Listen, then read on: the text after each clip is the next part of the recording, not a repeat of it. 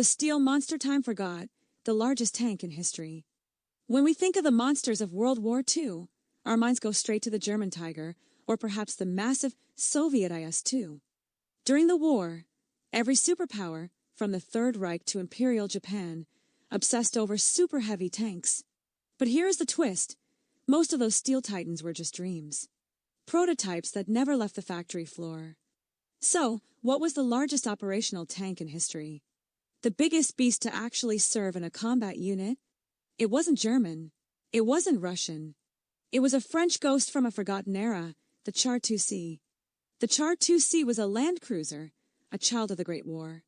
Designed in 1917, it wasn't built for speed.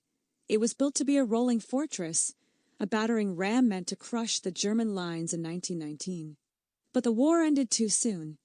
The French generals, however, couldn't let go of their masterpiece. They built 10 of them, and to understand why, you have to look at the sheer, terrifying scale of this machine.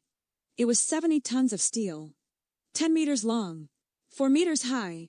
To put that in perspective, it weighed as much as 70 cars. It was taller and wider than a city bus. It was so massive that France had to build a special railway system just to move it. A single company of 3 tanks required 2 locomotives and 30 train cars just for the crew and supplies. Inside this hollow mountain of iron, it wasn't a normal crew. It took 12 men to keep this monster alive. Beyond the driver and commander, you had a dedicated mechanic, an electrician, an assistant for both, and a radio operator. It had 2 turrets, a massive cannon in the front and a machine gun turret in the rear. Through the 1930s, the Char 2C was the star of French propaganda. It looked invincible. It looked like the future of war. But in reality, it was a colossus on clay feet.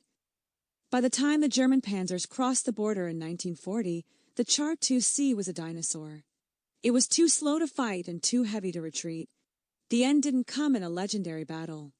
As the German army cut off the rail lines, the French crews realized their land cruisers were trapped. They were forced to set explosive charges, blowing up their own pride and joy to keep them out of enemy hands. The final insult. Hitler's propaganda teams found the wreckage.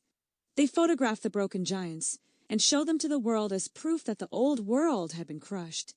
The steel monster time forgot didn't die in glory.